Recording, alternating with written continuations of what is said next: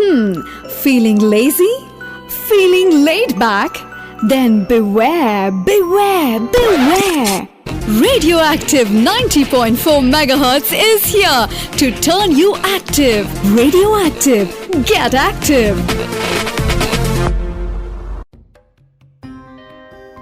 Hello, this is Preeti. The Preeti Bhuyan Talk Show is a platform to speak out your mind. I feel every person has something wonderful and unique inside their mind which may be worth listening, and it may be motivate or inspire others. Preeti's talk is about fitness, inspiration, motivation, sharing knowledge and celebrating womanhood. Stay tuned, stay connected. This is Preeti with loads of love. Welcome to the Preeti Bhuyan Talk Show. I bring people here in front of you who has something beautiful in their mind, in their heart, which may motivate or inspire you, or maybe it's worth listening. I am the host Preeti Bhuyan, and my today's guest is Vikas Singh, a biker, poet, and a blogger. Hi Preeti, how are you? I'm fine. Thank you so much. Can you introduce yourself? Can you speak few words about you? Okay, I'll try. Vikas, I have always believed that it reminds me of couplet of Ghalib, which is one of my favorites. That चलता हूँ थोड़ी दूर तक एक तेज रौ के साथ पहचानता नहीं हूँ अभी राहबर को मैं. So it is like I am as Vikas. If I have to tell what Vikas is, that I'm still looking. I'm on a journey, and this journey teaches me so many things, so many things that I have yet to learn. I have learned life is, it has its way of teaching. So I'm a learner. I like to learn new things. I'm a passionate biker. I am passionate about cooking, of course. It's something which I think, apart from riding my motorcycle, I love to cook whenever I get time. So, you are a biker. So tell us something about your passion for motorcycles. Well, biking is like a meditation for me. As I told you, it's something. It's my first love, and my passion for motorcycles started when I was in school. And some of our relatives, they gifted me one book. This book was about the history of automobiles, and it has a lot of pictures of the motorcycles, the cars, and history of how the automobile thing started. It fascinated me a lot, and I read that book countless times. Oh. So it all started from there, and then I wrote my first two-wheeler. It was my father's Vespa scooter when I was in school, and my first motorcycle was Hero Honda CD100, which I still remember. My father bought it for me when I joined college. So my passion for motorcycles was there right from the childhood, and it took a new turn when I started riding riding on long trips to Himachal, to Uttarakhand, and to the Himalayan wilderness. And this actually, I got so much into biking that it is something which I can't do without. So whenever I get chance now, I just go on a motorbike, take my motorbike and go for a long ride. Right. So as of now, when you say that you are a biker, you did lot of, trip, lot of journey, lot of, memories are there with you. Do you like to say or share with me some memories while riding or maybe while, biking? Is there any memories like that? What you want to share with me? Well, there are so many memories. Once I was the best one. That which one is maybe quite often you remember that. I think the best one is the first one. So I was riding. It was my first long trip. I was going towards Himachal, and I was riding towards. I think it was Palampur. Okay. And it started raining.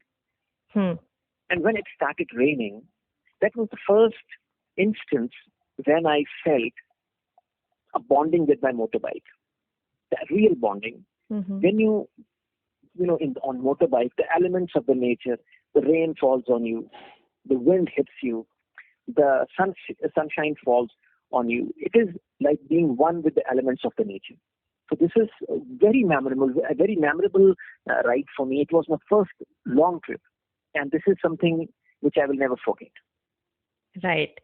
Apart from this, is there any experience which make you feel scared, or maybe it was scary, or you feel whenever you remember that it's give you goosebump, or all journeys are smooth as usual, it is a happy traveling? Do you have any experience, scary experience in your life? Well, it was it was something very, very interesting, and I'm going to make a story around it. I'm writing a book as well, with this story is going to come there. So it was like camping in the wild, and it was a remote village, and there was, I think it was I was riding on the top of the hill, and apart from, when I reached the top, there was only one small village. Which place it was? You were riding to which area? Which place? It was near to Kullu. Okay. Kullu. It was near to Kullu. Some remote village near to Kullu. And on heights, great heights. I mean, it was not on the lower altitude. It's on heights. And then I was camping in the night, and then this bear.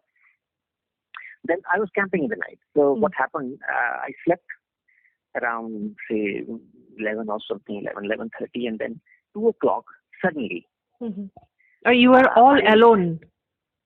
I was all alone. I was camping alone, and my motorbike was right there. And I was camping in the village, but these villages have, one hut is here, one is another 50 meters, another 25 meters. So nothing is close to me, but there were people, but the people were in their home. They were not. So I was alone. And then what happened? Around 2:30 or so in the night, there was this, I can feel something is scratching on my tent. And I got up and I was scared. I got up and I immediately switched on the light. There was a light in the tent. I switched it on. I took out my torch. I took out my, there was this one knife I had there. I took it out. And then, I sat there quietly trying to listen what is happening. So this thing started smelling, and I can hear the breath of whatever that was outside. But you were not aware what it was outside. In the morning, I came to know it was there, because there were these marks of the paws of this animal, and it kept. When I switched on the light, it moved away. Again, it came. Again, it started smelling. So there was this thin layer of fabric material between me and this animal. So it is very scary, very thrilling though, but very scary. And then I sat there like this for, let's say, half an hour or so. This thing was there, sniffing here and there. And I think after that, everything became very quiet. And it went away. But I couldn't sleep till the morning. I can imagine that night. Yeah. And when I came out of the tent in the morning, I when I heard people around me, there were some voices. So I thought that there are people out now. I should come out. And when I came out, so I called some people and I asked that this happened with me. So they showed me the marks of the bear. They said this was the bear, and we are lucky to be alive. Oh my God. So it was a very close encounter. So still you feel those kind of adventures attract you, or you feel like, no, enough, I don't want to go anymore? No, those adventures do attract me still. But the thing is that you cannot, there is a thrill in it. So with age, I think I was quite young that time. Now, I think I would not like to have such encounters. Yeah. it can be fatal. But at that time also, it was a risk which I took. I shouldn't have taken. But then there was this thrill, once in a lifetime experience. Right. So, as you told me that you are writing a book, tell us something about the book you are writing?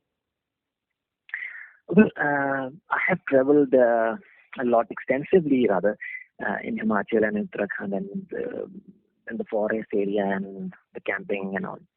So during these travels of mine, I happened to meet people there. Happened to go to places which are very weird, which are very strange. Happened to see things which were very strange. Mm-hmm. So there were some people which I have met who told me very thrilling stories. So this book is about my experiences which I had during those travels.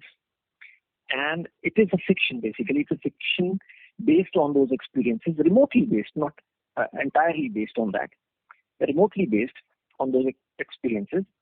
And it's a story of a boy who go on a solo camping trip in Himalayan forest. And there he had certain weird experiences, or strange experiences, spiritual experiences, which change his life, the course of his life. So this book is about that. It's basically a fiction based remotely on my experiences during my travels. Right. So eagerly waiting to read your book. Maybe it will give us also different kind of experiences. What you had, you experienced, you face it, those kind of experiences. Maybe we will, get some adventures or maybe wonderful stories from you. Just waiting for that. Absolutely. It's going to be very, I'm sure people will love it because there is adventure, there is thrill, there is good dose of spirituality also. So it's going to be a good book. My loads of wishes for that. You also have a blog and you do video reviews of cars and motorcycles. How long have you been blogging? Well, I started blogging from 2009, I think. It's almost 11 years now. And I started blogging. Initially, I used to write about motorbikes and cars and about their features and things like that. Then slowly I started doing reviews of the latest launches of motorcycles, of cars.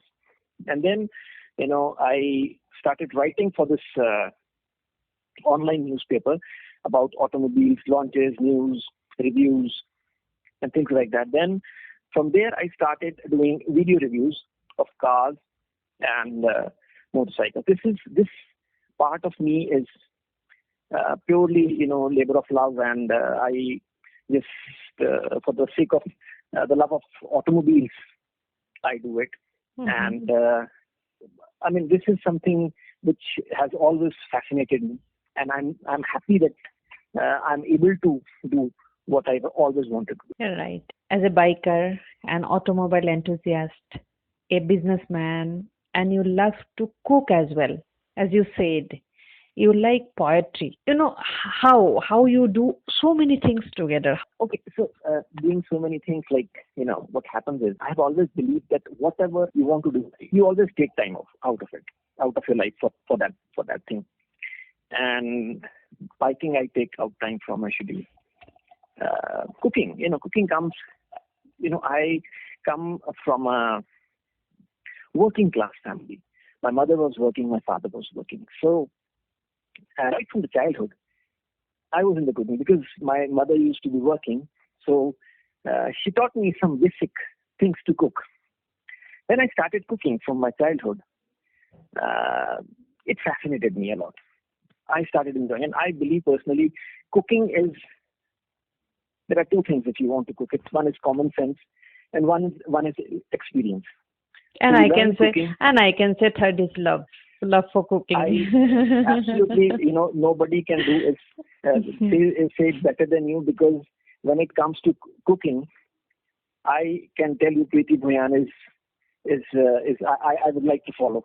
Oh, that's so sweet.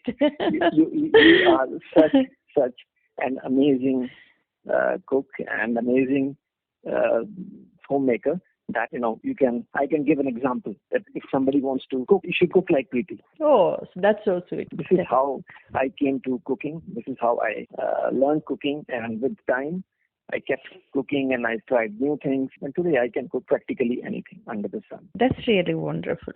Let's cook someday together something really nice. If I get opportunity, definitely like to assist you someday. No, I would. It will be me who will be assisting you, because no matter how good a cook I think I am, I can't match you. Seriously, it's not going to be. So there is no doubt about it. So here I am taking a favor. As you are a poet, can you please recite few lines for me? Your favorite one. Which one will be your favorite? Few lines for me. Okay. Well, I read poetry from of many poets like the legendary Ghalib, Faz, Sahil Ludhianvi is one of my all-time favorite. Gulzar Sahib, and then there's one very famous poet from Punjab, Shiv Kumar Batalvi ji, and these are a few poets which I've always loved to read.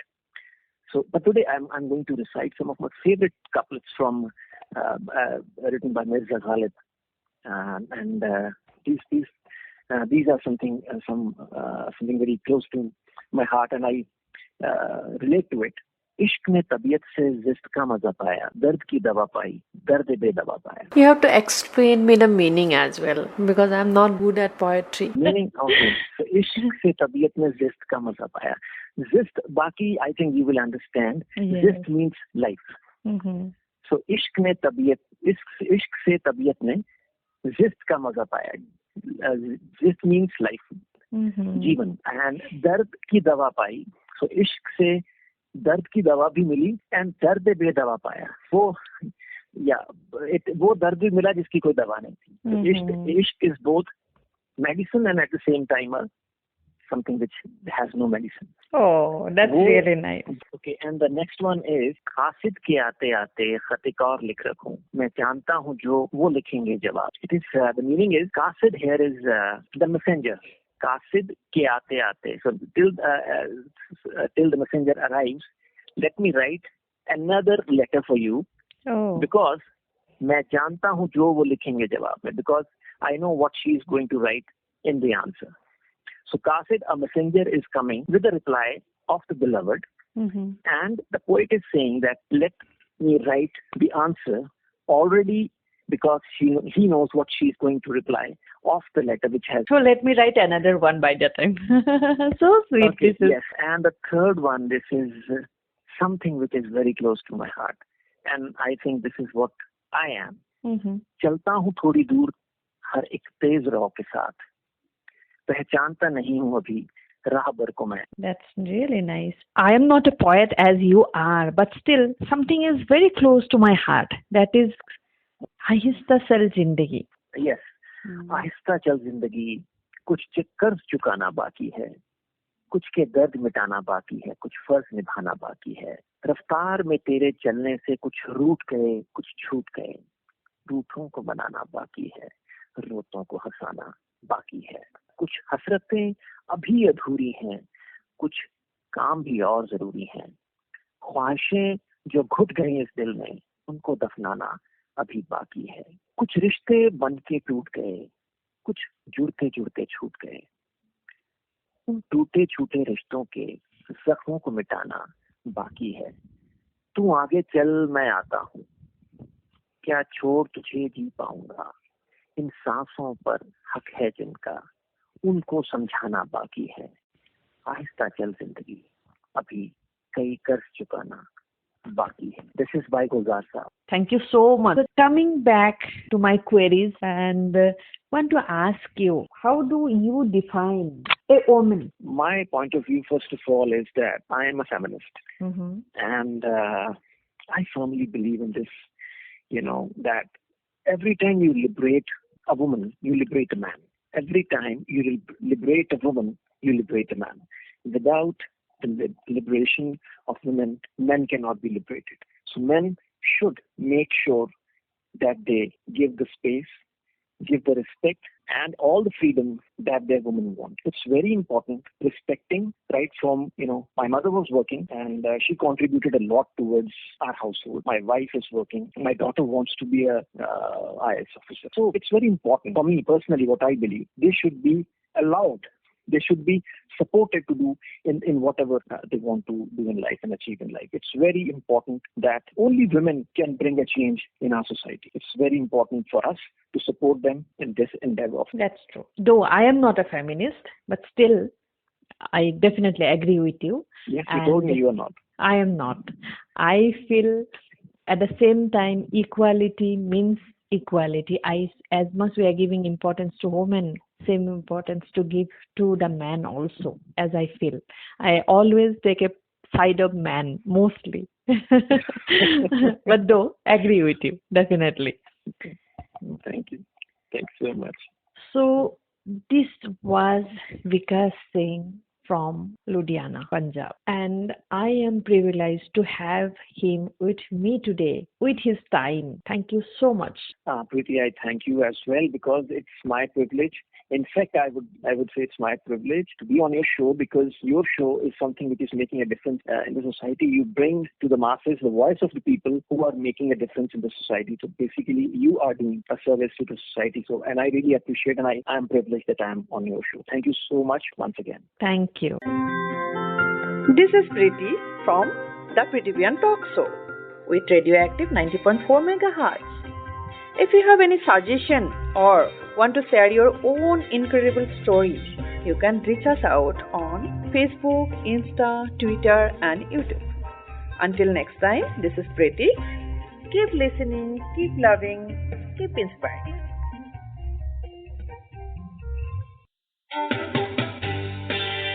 Radioactive 90.4 MHz, Bangalore's first community radio station.